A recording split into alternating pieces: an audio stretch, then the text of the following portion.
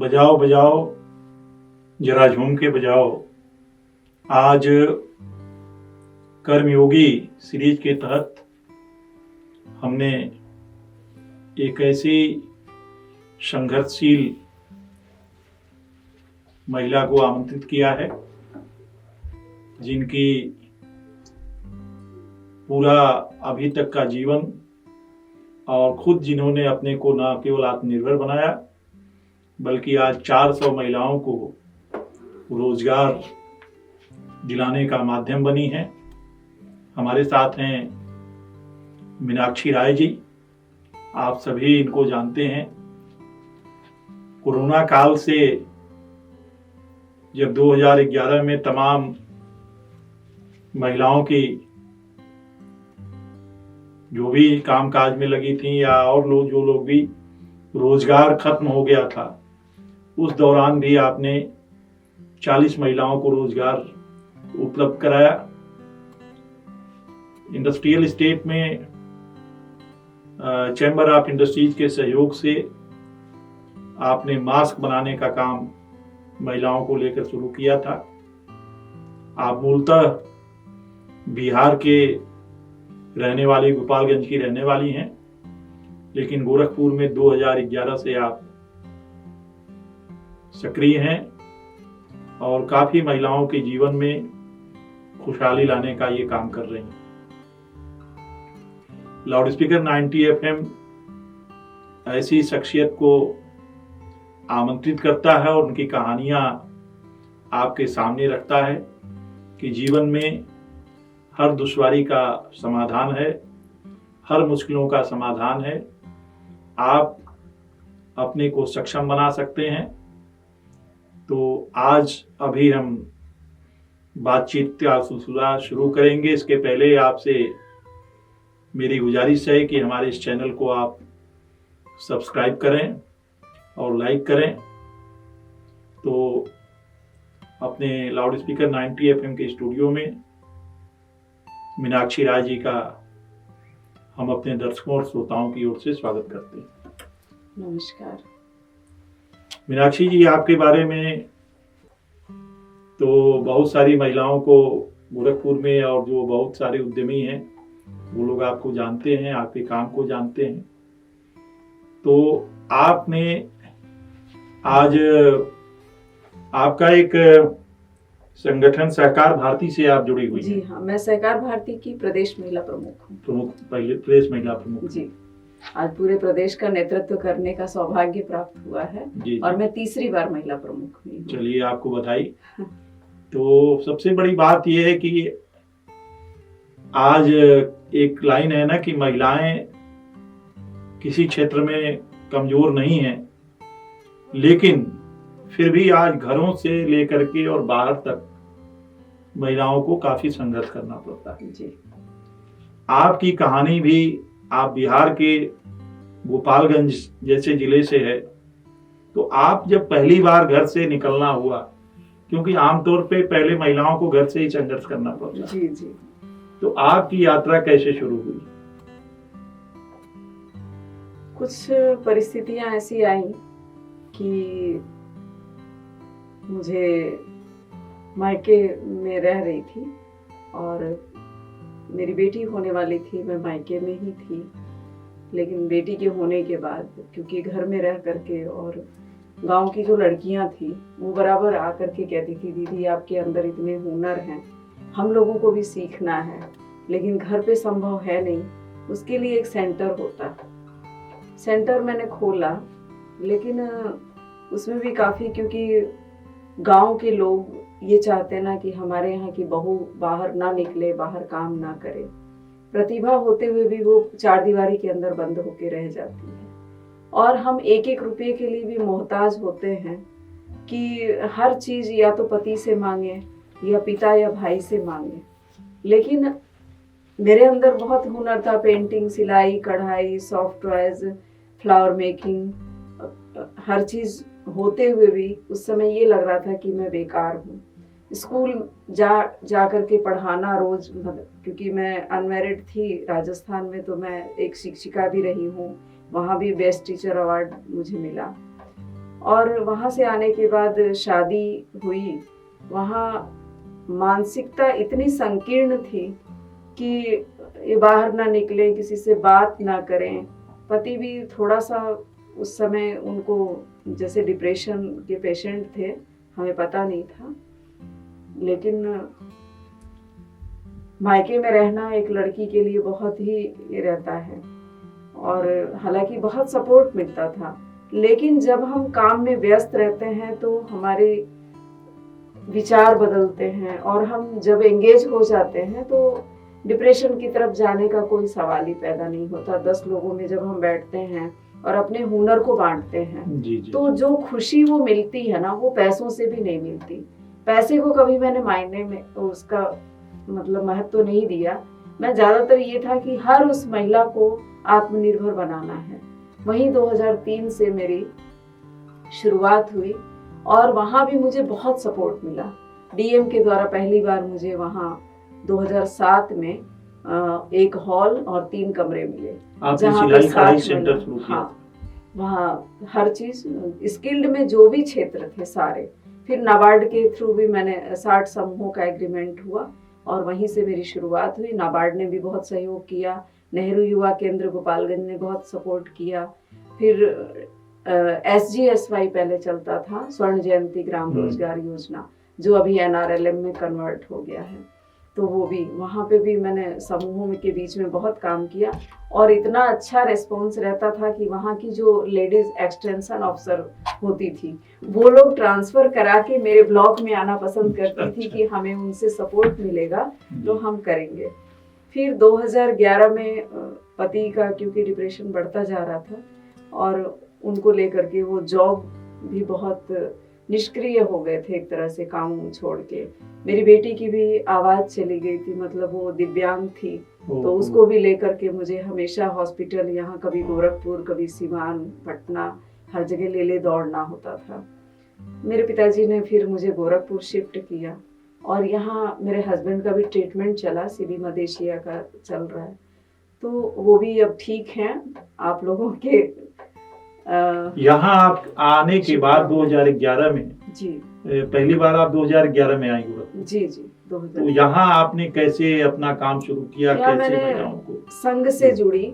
अच्छा, RSS के द्वारा, जी, RSS के द्वारा जुड़ी। RSS ने मुझे वो प्लेटफॉर्म दिया, क्योंकि मेरे पिताजी भी वहाँ RSS से जुड़े थे, नगर कार्यवाह थे, हैं अभी भी। तो मतलब संघ परिवार से ही थी मैं, और संघ परिवार से लगाव रहा काफी। फिर यहाँ पे भी संघ परिवार में मुझे लाया गया, जिसमें सहकार भारती में जोड़ा। रमाशंकर जायसवाल जी से मेरी मुलाकात हुई बैंक में। हस्बैंड के ही पैसे वगैरह निकालने थे, मेरी ननद की शादी थी, वहीं पे परिचय हुआ। तो उन्होंने कहा कि आप सहकार भारती के लिए कुछ काम कर सकती हैं, क्योंकि आप स्वयं सहायता समूह से जुड़ी हैं। मैंने कहा जी बिल्कुल।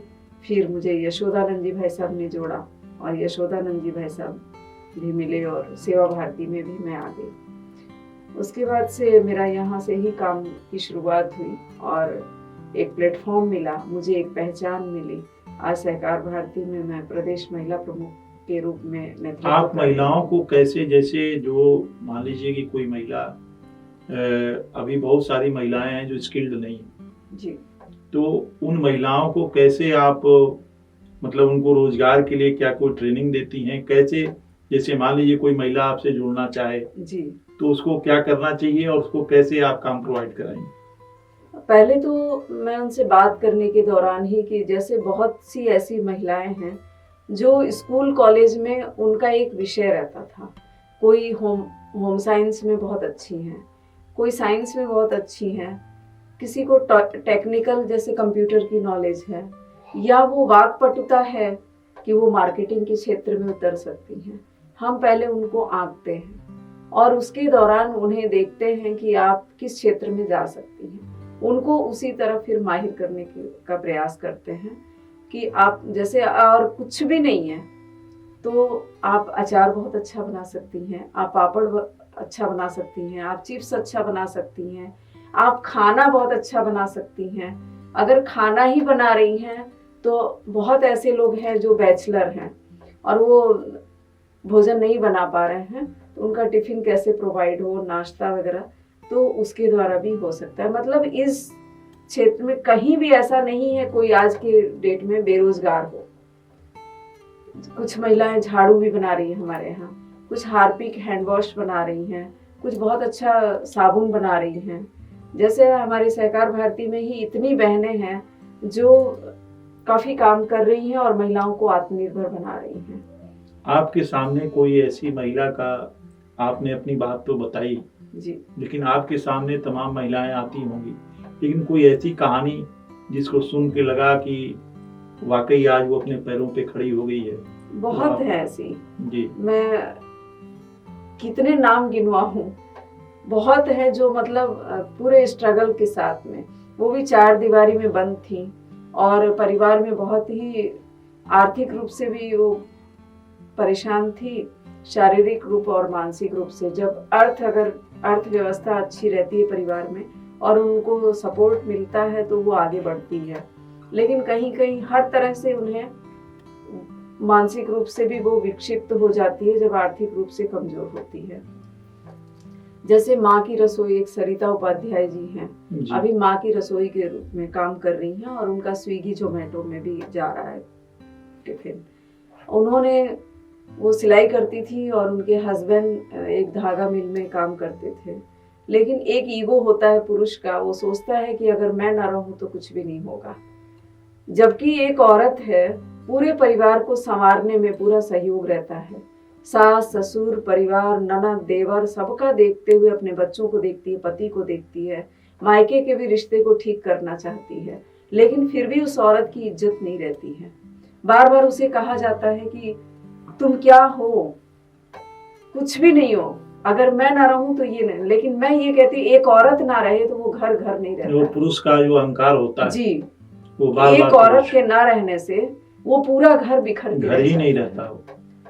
और वो औरत पूरे घर को संभालते हुए समाज को भी देखती है, उसके पास वो क्षमता है, लेकिन उसकी क्षमता की पहचान तब होती है जब उसे निकलने का अवसर दिया जाता है। जी। और वो सपोर्ट अगर घर से जहाँ मिलता है, बहुत ऐसी भी महिलाएं हैं जिन्हें घर से सपोर्ट मिला है तो आज बहुत आगे है। जैसे गायत्री जी हमारी महानगर की महिला प्रमुख हैं, उनके पति हर कदम पे उनके साथ खड़े रहते हैं। आज वो भी 50 महिलाओं को रोजगार दी हुई हैं, मेरे साथ मिल करके वो काम कर रही हैं।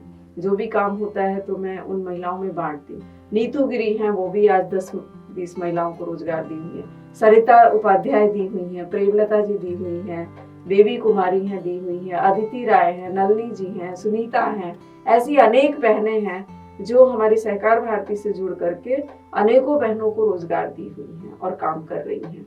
हम लोग सब एक दूसरे के पूरक हैं और सब लोग एक दूसरे को आगे बढ़ा रहे हैं। अच्छा, ये जो महिलाएं कुछ स्टार्टअप शुरू करना चाहती हैं, जी, जैसे कोई छोटा मोटा काम, जैसे मान लीजिए कोई ब्यूटी पार्लर शुरू करना है या कोई अपना टिफिन का ही जैसे वो काम करना जी। चाहती है, तो उनको पैसे की जरूरत होती है, तो क्या आप उद्योग उससे विभाग देखिए, से उद्योग विभाग उसके लिए काफी सपोर्ट करता है और उद्योग विभाग से जैसे लोनिंग वगैरह भी आप लोग हाँ, करा देती हैं? जैसे प्रधानमंत्री विश्वकर्मा योजना के तहत भी उन्हें काफी महिलाओं को जोड़ा गया, वहां से फॉर्म भरवा के उनको मिला आर्थिक रूप से, मशीनें भी उपलब्ध हुई, पार्लर वाली भी ट्रेनिंग ले करके ओडीओपी के तहत और विश्वकर्मा योजना के तहत उन्हें प्रशिक्षित करके उद्योग विभाग ने उन्हें काफी सपोर्ट किया है। और उनसे भी जुड़ करके मैं 2019 में कोरोना काल में ही वहाँ परिचय हुआ और वहीं से काम मैंने स्टार्ट किया। तो अभी आपका सेंटर कहाँ काम कर रहा है? अभी तो गोरखपुर के करीब 4 भागों में काम कर रहा है। अच्छा। जैसे बसंतपुर में है, राजेंद्र नगर में है, शास्त्री नगर में है, विकास नगर में, बरगदवा, मोहरीपुर में है। इस तरह से पादरी बाजार में भी हमारी बहनें हैं जो इधर भी जोड़े हुए हैं महिलाओं को। तो कौन कौन से काम आप लोग, प्रोडक्ट क्या क्या बना रही हैं? जो भी घरेलू उपयोगी, अच्छा। जैसे वस्त्र से लेकर के खाने तक, स्वच्छता तक, सफाई तक, मतलब जिसमें बताया मैंने झाड़ू, फिनाइल, हार्पिक, हैंड वॉश। कपड़े में भी रेडीमेड गारमेंट पे भी काम हो रहा है, जिसमें ओडीओपी में भी ट्रेनिंग लेके बहनों को मशीनें मिली हैं और उसके तहत उन्होंने कोरोना में ही वो बहनें एकदम बेरोजगार हो गई थी, कई शिक्षिका के रूप में काम करती थी लेकिन उनका भी काम छूट गया था, कई फैक्ट्रियां बंद हो गई थी तो वो भी, जैसे पैकिंग वैकिंग का काम वो लोग करती थी तो वो भी बंद हो गया था। लेकिन मुझे तो खुशी होती है कि वो अवसर आया हमें उन बहनों को पहचानने के लिए और उन बहनों से जुड़ने का एक अवसर मिला। बहुत सी ऐसी महिलाएं जो डिप्रेशन में थी, और जैसे गीता दीदी का उदाहरण देती हूँ कि वो इतनी डिप्रेशन में रहती थी कि कई बार वो अपनी जान तक देने का प्रयास करती थी। परिवार वाले एकदम परेशान रहते थे, रोज उनको ढूंढने उनके बच्चे निकल जाया करते थे, पति बहुत पीते थे और बच्चे भी। साइकोलॉजिकल एक प्रॉब्लम होती है कि हर कोई हर किसी की भावना नहीं जानता है। लेकिन वो चैम्बर ऑफ इंडस्ट्री में आई, हमसे मिली और वहाँ वो इतना अच्छा भजन गाती हैं कि अगर भजन गाती हैं तो हर कोई जैसे एकदम लगता है कि साक्षात वो भगवान से बात करती हैं। उनमें इतनी प्रतिभा है, सुंदरकांड इतना अच्छा करती हैं, भजन कीर्तन हनुमान चालीसा। तो उनको हम लोगों ने उसी क्षेत्र में बढ़ाया कि आप हर जगह कीर्तन वगैरह का ही देखिए, उसमें भी हम लोगों ने किया। फिर वो अभी पापड़ चिप्स भी बना रही हैं और उनका जा रहा है साहबगंज मंडी से, उनको बड़ी बनाने के लिए आता है, मशीन भी दिए हुए हैं और बड़ी बना करके वहीं से वो लोग उठा भी लेते हैं। मीनाक्षी जी, हमारा इस कार्यक्रम को बहुत सारी महिलाएं सुन रही हैं जी, तो अगर जो कोई आपसे संपर्क करना चाहे, जी हाँ, कोई महिला, चूंकि बहुत सारे ऐसे मामले आते रहते हैं और आपने देखा होगा कई केसेस सुसाइडल के भी हो रहे हैं जी जी, इस समय। नहीं, किसी भी बहनों को हतोत्साहित होने की जरूरत नहीं है। और देखिए, आप खुद वो एक शक्ति हैं कि एक औरत अगर सशक्त है ना, तो मुझे लगता है कि वो अपने आसपास के हर क्षेत्र की महिला को सशक्त कर सकती है। और महिला ही नहीं, वो पुरुष, वो महिला, लड़की, हर किसी के लिए वो एक उदाहरण बन सकती है। बस अपनी प्रतिभा को और अपनी पहचान को आगे उभारने की जरूरत है और उसके द्वारा वो। आप जो प्रोडक्ट बनाती हैं जी, तो उसकी मार्केटिंग के लिए कैसे करती हैं? मार्केटिंग के लिए अभी सहकार भारती का, जैसे अभी मैंने बताया, एक साक्षी महिला उपभोक्ता सहकारी समिति बनी है, तो सहकार भारती के माध्यम से ये सहकारिता विभाग में एक है कि सहकारिता का मतलब ही है सभी के सहयोग से जो कार्य होता हो, वही है सहकारिता।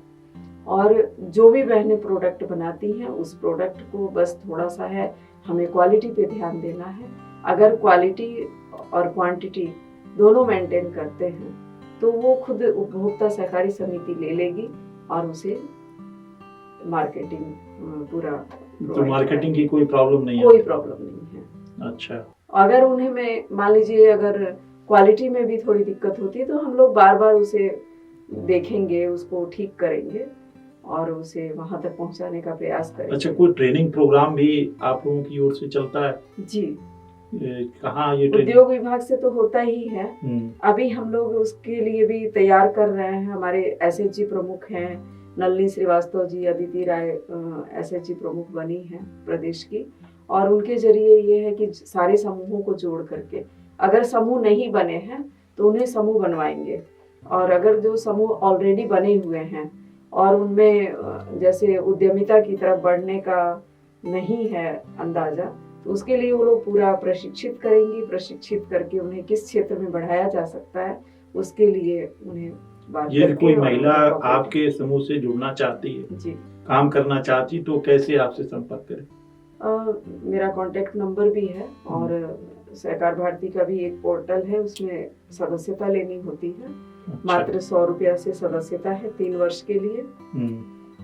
उसमें जुड़े और स्वागत करती है सहकार भारती, उसके द्वारा आकर के उन्हें हम हर तरह से जोड़ेंगे। तो आपने जब काम शुरू किया तो आपके पति ने कभी कहा नहीं कि कहाँ जाती हो, कैसे? हाँ, बराबर अभी भी सवाल होते हैं, ऐसा नहीं है। लेकिन मैं जानती हूँ कि मैं एक अच्छा कार्य करने जा रही हूँ और मेरे वजह से बहुत लोगों के चेहरे पे मुस्कान आ जाती है, बहुत लोगों का आत्म निर्भर और आत्म स्वावलंबन बढ़ता है, तो उसके लिए मुझे संतुष्टि रहती है। फिर मैं पति को भी संतुष्ट कर लेती हूँ। अब तो ऐसा नहीं है, वो भी पॉजिटिव हैं और मेरे साथ हैं। अगर वो साथ नहीं रहते तो मैं यहाँ तक बढ़ती नहीं।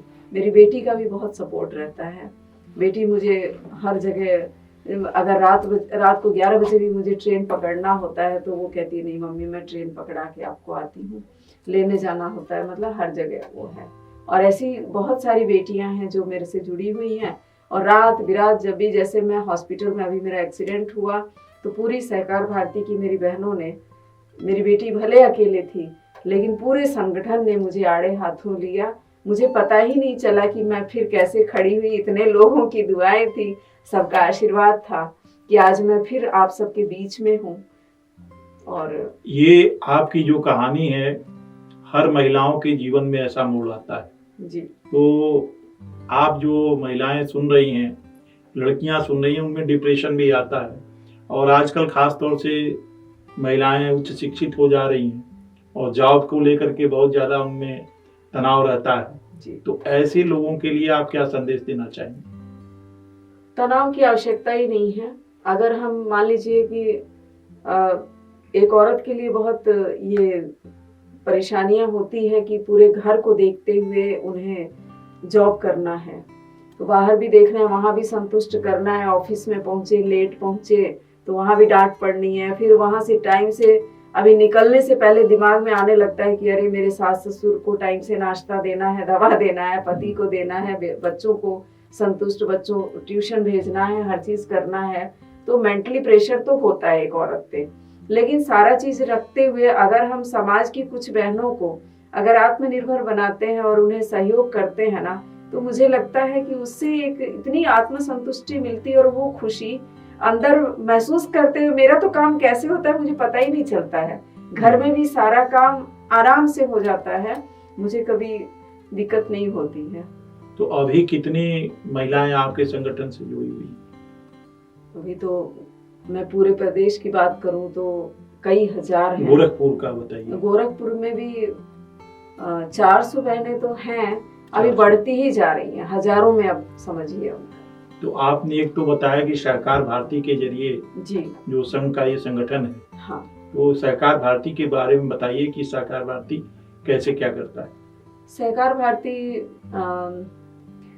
पैक्स, एफपीओ, कोऑपरेटिव सोसाइटियां, स्वयं सहायता समूह और विभिन्न क्षेत्रों में काम कर रही है। और इसमें जिस तरह के भी लोग हैं, मतलब चाहे वो किसान हो, उद्यमी हो, या इसमें गवर्नमेंट जॉब वाले लोग भी जुड़ते हैं जिनका जिस क्षेत्र में है। जैसे अब कोऑपरेटिव के ही इतने क्षेत्र हैं, जैसे हाउसिंग कोऑपरेटिव सोसाइटी हो गई, मत्स्य कोऑपरेटिव सोसाइटी हो गई, पैक्स है, आपका एफपीओ हो गया किसानों से रिलेटेड, फिर उसमें जिसमें क्रय विक्रय सहकारी समिति होगी, अभी हमने बनाई है महिला उपभोक्ता सहकारी समिति, अभी बुनकर कोऑपरेटिव सोसाइटी है। ये तो बनती तो बहुत पहले से आ रही है, लेकिन सहकार भारती इसमें सक्रिय होकर के काम कर रही है और जो भी काम है वो जमीन पे हो रहा है। उसका उदाहरण भी हर जगह देखने को मिल रहा है। अभी हम लोग भी इन महिलाओं को कुछ दे पा रहे हैं तो उसी के जरिए लग रहा है कि हाँ हम बहुत कुछ कर सकते हैं सहकारिता विभाग के जरिए। आप तो काफी काम कर रही हैं महिलाओं के बीच में, और पुरुष समाज में भी आप आना जाना बराबर है, लोगों से बात करती। तो अभी भी महिलाओं की सत्ता को स्वीकार तो पुरुष ने किया है, लेकिन अभी भी क्या चैलेंजेस रहते हैं, अभी भी कितनी मानसिकता बदली है और समाज से क्या अपेक्षा है? मुझे भले ही एक देखने के लिए सरकार का ये जो उन्होंने छेड़ा है कि 33% महिलाओं को आरक्षण देने का, तो ये एक मजबूरी हो गई है कि महिलाओं को आगे आने दिया जाए, नहीं तो मुझे सत्ता में आना नहीं पड़ेगा। नहीं तो प्रतिद्वंदिता आज भी है, लोग चाहते नहीं है कि महिलाएं आगे हों। परिवार में भी वही हाल है कि सभी ये कहते हैं अरे मेरी बहू चली जाएगी, हमें कौन देखेगा, भोजन टाइम से कौन देगा। लेकिन हर वो महिला अपने परिवार के प्रति एकदम सक्रिय रहती है, उसके दिमाग, अगर वो बाहर भी जा रही है तो उसका ध्यान बच्चों पे और परिवार पे रहता ही रहता है। ऐसा नहीं है कि वो बाहर निकल रही है तो वो घर के लिए नहीं सोच रही है, सब कुछ सोचते हुए वो बाहर का भी देख रही है, घर का भी देख रही है, जहां तक मैं सोचती हूँ। महिलाओं का प्रतिनिधित्व तो राजनीतिक रूप से भी बढ़ा है जी। और जो हमारी निकाय हैं जैसे बहुत सारी महिलाएं पार्षद भी हुई हैं, जी लेकिन आज भी आप देखती हैं क्या एक महिला इंडिपेंडेंट रूप में काम कर पाती है? नहीं कर पाती है। उसमें भी पति और पुरुष का, मैं तो खुलेआम कहती थी, बिहार में भी मेरा जब एनजीओ चलता था तो वहां भी जो सरपंच की पत्नी अगर सरपंच रहती थी तो वो पुरुष ही काम करता था, पति ही सब चीज करता था। अगर ब्लॉक प्रमुख होते थे तो वो ब्लॉक प्रमुख उनके पति ही काम करते थे, वो महिला कभी कोई चेहरा देखता ही नहीं था। लेकिन मैं जाती थी तो मैं यही कहती, मेरे कार्यक्रम में अगर महिला है तो महिला ही आएगी, पुरुष नहीं आएंगे वहां पे। मैं उनको सरपंच पति या ब्लॉक प्रमुख पति ही कहती थी, कभी भी मैंने उनको नहीं कहा। जबकि यहाँ पर भी मैं देखती हूँ कि हर जगह पार्षद अगर महिला है लेकिन उसका पति काम कर रहा है। आज भी हम लोग उस दकियानुसी विचार से बाहर नहीं आए हैं, महिलाओं को आगे आने ही नहीं देते हैं। अभी भी कहीं न कहीं से पुरुष जी बिल्कुल, उस व्यवस्था को जो है प्रभावित करते हैं। बिल्कुल बिल्कुल। तो और क्या संदेश देना चाहेंगे हमारी जो महिलाएं हैं उनके लिए मैं खास कहती हूँ सबसे मैं मुख्य तो मैं अपने सभी भाइयों से कहती हूँ कि वो अपनी परिवार में, चाहे वो बहन हो, चाहे पत्नी हो, चाहे माँ हो, चाहे भाभी हो, ये हर किसी को उस रूप में देखें और आगे बढ़ने में उनका सहयोग करें। जिस क्षेत्र में भी वो आगे बढ़ने चाहती हैं तो उन्हें मानसिकता बदलें और उन्हें आगे बढ़ने का अवसर दें और उसके कदम से कदम मिला करके चलें। अगर आप सपोर्ट करेंगे तो आपका परिवार बहुत आगे जाएगा और बहुत आगे बढ़ेंगे। गर्व आपको भी होना चाहिए और होगा ही। बच्चे भी गर्व से कह सकते हैं आज मेरी माँ ये है या मेरी भाभी है या मेरी बहन है। लड़के भी उसका सम्मान करें और लड़कियां तो होती ही हैं। तो आज की आपने सुनी मीनाक्षी जी की कहानी। मीनाक्षी राय आज महिलाओं की सशक्त हस्ताक्षर हैं। महिला स्वाभिमान, महिला आत्म स्वावलंबन के लिए आप जो काम कर रही हैं, तो मुझे लगता है कि आज की जो आपकी जीवन यात्रा है, आपकी संघर्ष यात्रा है, इससे आपको भी प्रेरणा मिलेगी और आप कुछ करना चाहती हैं तो आप इनसे संपर्क कर लें। और इनका नंबर आपको याद है आपका? हाँ, 7905950779। तो आप इनके नंबर पे इनसे संपर्क करें और सहकार भारती से जुड़ करके आप जो कुछ भी करना चाहती हैं, क्योंकि सबके अंदर एक नैसर्गिक प्रतिभा है और भगवान की कृपा से सबको कुछ न कुछ उसके हिसाब से वो कोई न कोई रास्ता मिलता है। तो आप अपनी रचनात्मक प्रतिभा का इस्तेमाल करें और ऐसे कर्मयोगियों को लाने के पीछे हमारा मकसद यही होता है कि आप उनकी संघर्ष गाथा को अपने जीवन में भी उतार के, क्योंकि जो मुश्किलें आती हैं वो सबके सामने मुश्किलें आती हैं, उससे निराश ना हो। तो बस आज के लिए इतना ही। अगले हफ्ते हम फिर किसी और शख्सियत को लेकर सामने आएंगे। तब तक आप सुनते रहिए लाउडस्पीकर 90 FM। बजाओ बजाओ जरा झूम के बजाओ।